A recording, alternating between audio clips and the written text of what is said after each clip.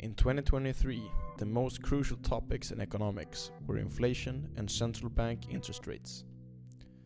As we approach 2024, it's likely that discussions will continue to revolve around inflation and central bank policies, albeit with a different tone this time. Let's first review the conclusion of the central banking year in 2023 before we move on to look at what we can expect from 2024. During the last weeks of 2023, Powell and Lagarde each held a press conference to announce the year's final interest rate decisions. Both the Federal Reserve and the ECB decided to leave interest rates unchanged, which was expected. However, it seemed as if Powell and Lagarde had swapped their scripts.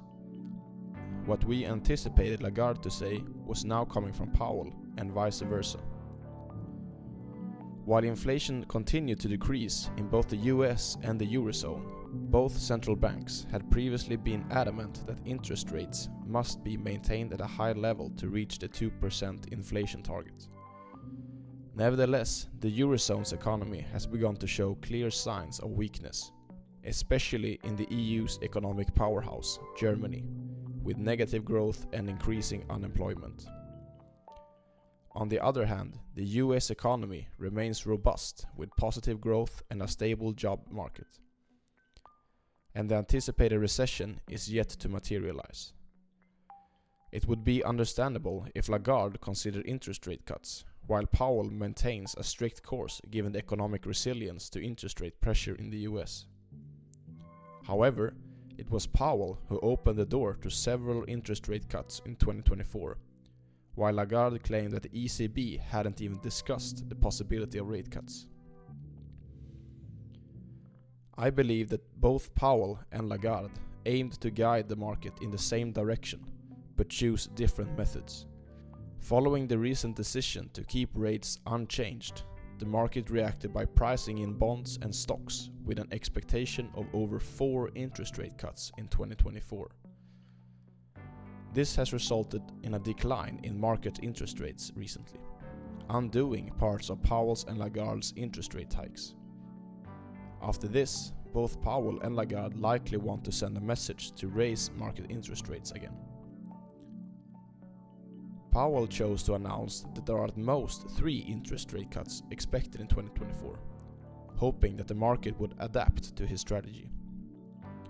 On the other hand, Lagarde took a more determined stance, attempting to shift the market entirely from pricing in more rate cuts to not pricing in any at all. Likely, Lagarde is most satisfied with the result since European market interest rates rose after her statement, while US market interest rates continued to fall. It seems like the market interpreted Powell's statement as confirming their expectation of more rate cuts, despite Powell clarifying that there would be fewer than previously priced in. That concludes 2023. What can we expect in 2024? Probably 2024 will also be dominated by discussions on inflation and central banks. However, while 2023 focused on high inflation and high interest rates, 2024 will be more about lower inflation and lower interest rates.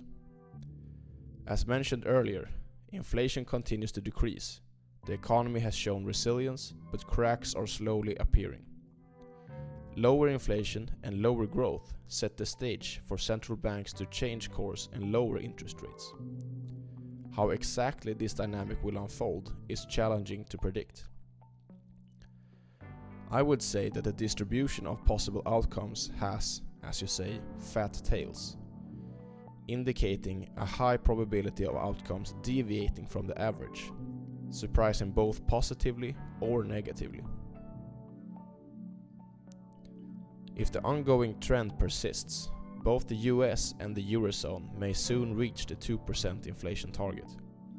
However, there is a risk of an inflation bounce where we may touch 2% briefly before rising again and stabilizing at a higher level.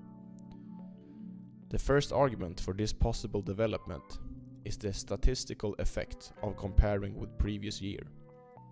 A year ago, energy prices drove up inflation, but this winter, the world has adjusted to the gas shortage after the war in Ukraine, while oil prices are currently low due to increased production from the OPEC countries.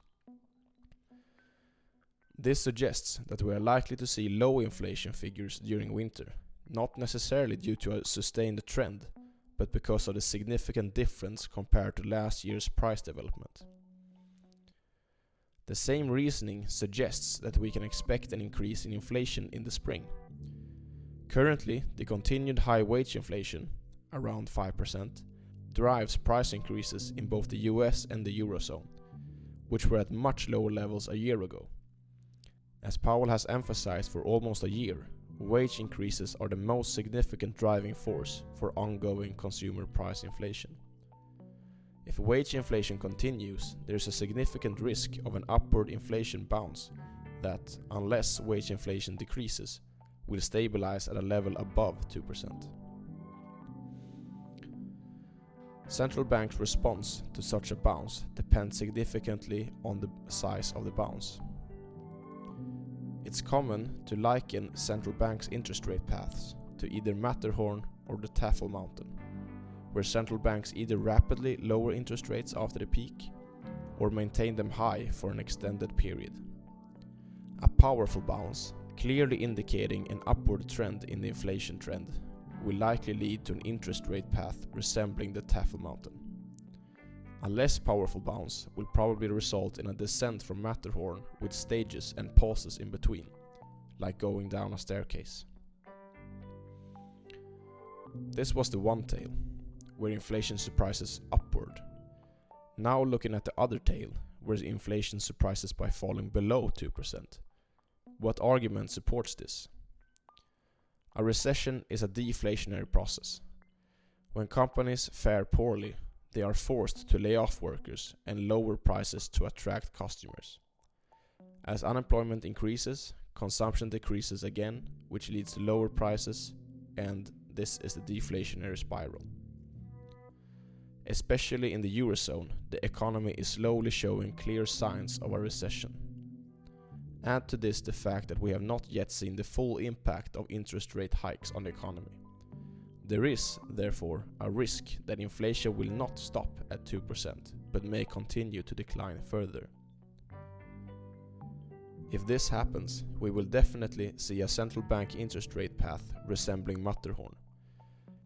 Interest rates would be lowered to conduct a less contractionary monetary policy, perhaps even an expansionary one. With that said, central banks will not want to lower interest rates as quickly as they raise them, as such rapid swings are more likely to hinder than help the economy find stable ground. Given these fat tails, indicating a broad spectrum of likely outcomes, how should various economic actors respond? As for the central banks, if I were a member of a central bank, I would argue for restraint. When the sea is stormy, it's essential to keep a low center of gravity in the boat, as too much movement increases the risk of capsizing. Regardless of the outcome, interest rates should not change too much. Roaming around will only cause additional problems for the already damaged reputation and trust of the central banks. Moreover, due to its lagging effect, monetary policy can have very different effect than desired. Read, for example, the scathing criticism in the evaluation of the Swedish Riksbank's quantitative easing by the National Audit Office. The investigation is named a costly experience, and the conclusion is that the Swedish Riksbank's maneuver resulted in few desired effects and many undesired consequences. As for the governments, expansive fiscal policy to pull society out of a recession is not relevant given the current inflationary situation. However, the government's impact on the economy is not only through public consumption. Regulations and deregulations can both harm and help the economy, especially businesses in need. For example, by eliminating unnecessary regulations, such as those related to housing construction, one can facilitate the construction of cheaper housing and alleviate housing market problems. Many similar measures can improve the economy without requiring taxpayer money. Stimulus without the need for tax revenues. As for businesses, unpredictable interest rates and fluctuating inflation can have costly consequences for businesses in the short term. But given the challenging future outlook, it becomes even more critical to focus on the fundamentals. The three central drivers of economic growth are population growth, capital growth, and increased productivity. I believe that the latter will be the single most important factor in the Western world over the next generation. The development of artificial intelligence can help businesses and their employees perform more in less time and with less energy. Exploring the use of artificial intelligence to increase productivity is crucial for businesses in all sectors. Within 15 years, I believe that operating a business without artificial intelligence, regardless of its scale, will be as unthinkable as not having a website on the internet today. As for individuals, in troubled economic times, such as high rent, losing a job, and rising prices,